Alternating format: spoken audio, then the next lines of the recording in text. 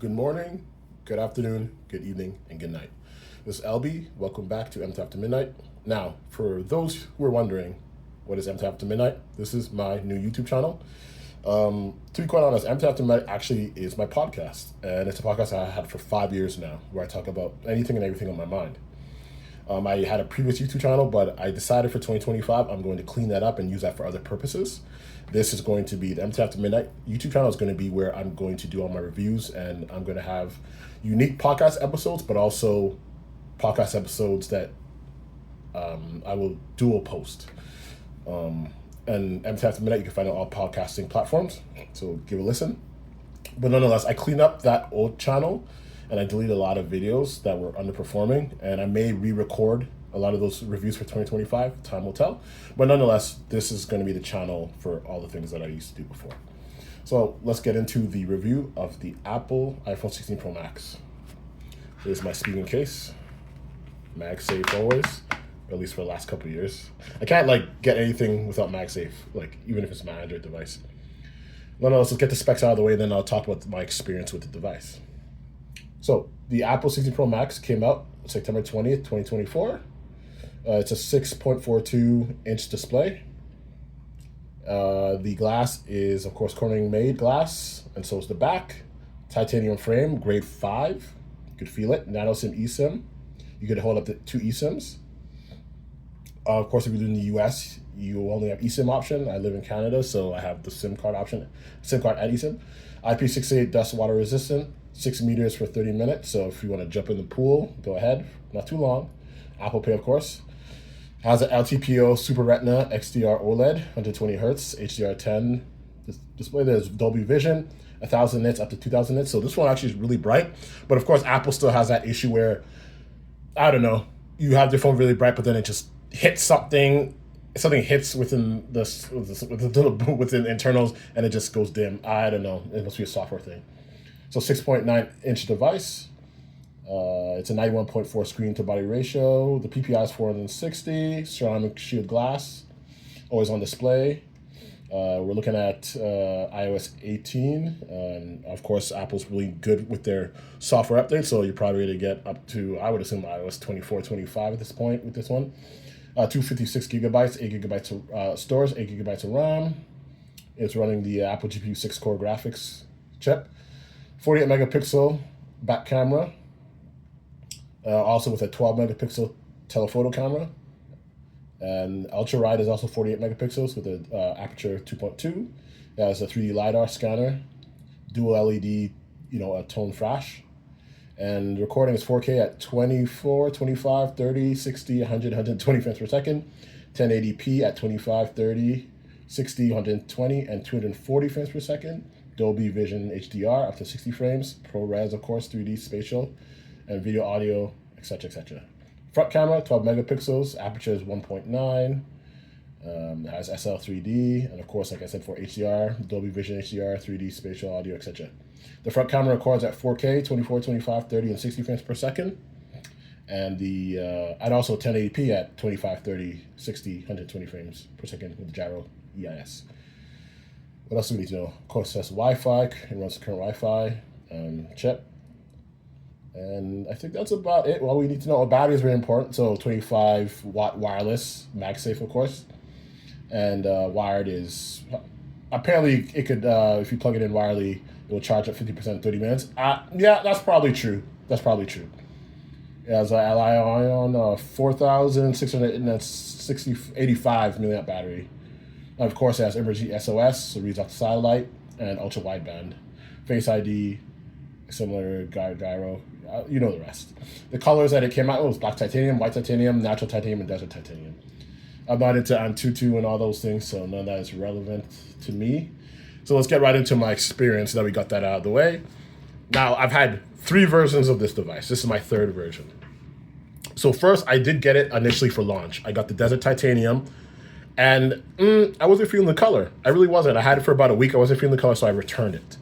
Then a few months later, I ended up getting it again because I'm like, you know what? At that point, I had a natural titanium 15 Pro Max, 1 terabyte. But I got a great offer on that one, so I sold it, and then I ended up getting the desert titanium again. Then I had it for that one. I had for about a month and a half, and I'm like, yeah, I'm not feeling it. So I took it back, and I was using I think at that time I was using 8 Pro Max. No, 8 Pro Google Pixel. And then a couple months went by, and we're talking about now the end of 2024, and I'm like, you know what? I want to have Apple devices are usually my main device, and Pixels are usually my secondary device, right? So I decided, and I traveled to the town next to me because these phones were at the beginning not that hard, very hard to find, and I ended up getting the natural titanium 256 gigabytes. Because when it comes to devices, like mobile devices, 256 gigabytes is more than enough for me because I don't do a lot, and I have 2 phones purposely. The iPhone is always the main phone for work and personal, and then the Android, the Google, is always for everything else.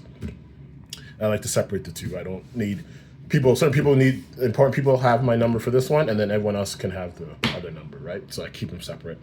Nonetheless, I've had this phone for what? This phone is about 8-9 months old at this point, but I've had this one for about 2-3 months.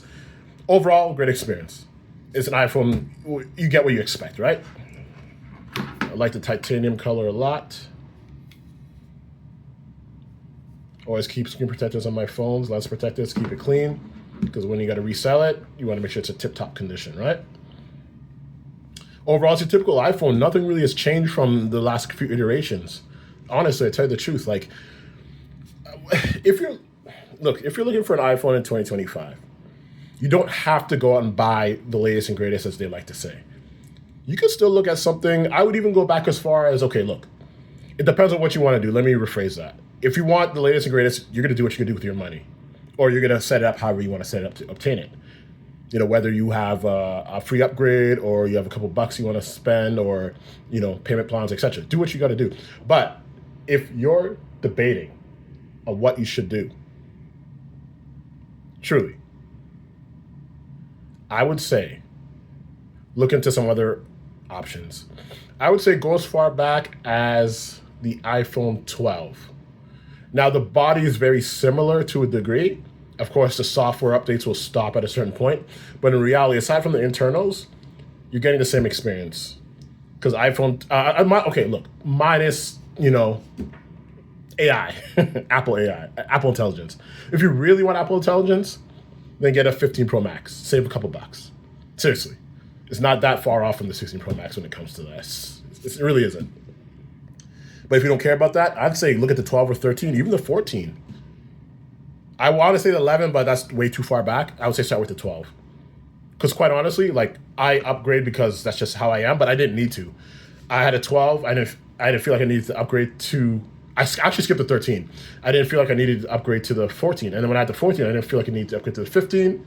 And then when I had the 15, I didn't feel like I needed to upgrade to 16, but it's just the thing that I do, nonetheless.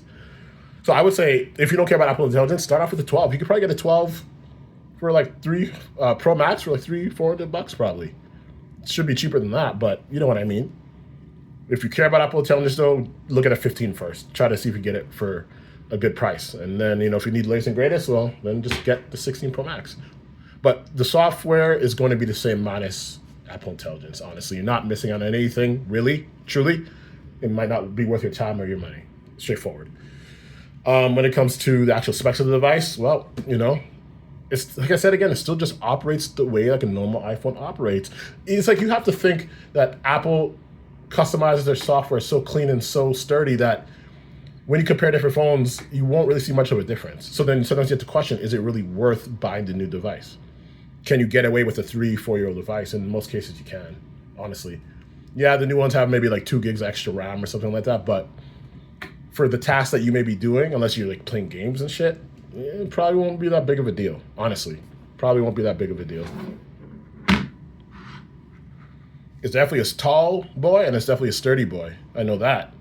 But it's an iPhone. You don't know if you want to drop it. So always make sure you put protectors on it, because you never know what can happen. I don't want to keep ranting, but I don't have much more to say. At the end of the day, you're going to do what you're going to do with your money, your situation. If you want the newest thing, you're going to get it regardless of what I say. But if you're pocket conscious, there are other iPhone options out there that will give you a sort of similar experience and save you a couple bucks in the long run. And hey, every year iPhone's coming out, man, they always try to top what the last one did, but let's be honest, since the 14, it hasn't really been much of an upgrade, so it might just not be worth it. It's always that scenario where it's like once a new phone comes out, people are talking about the next phone that's coming out. It's kind of like, okay, well, it's kind of pointless, right? So, nonetheless, this is LB signing out.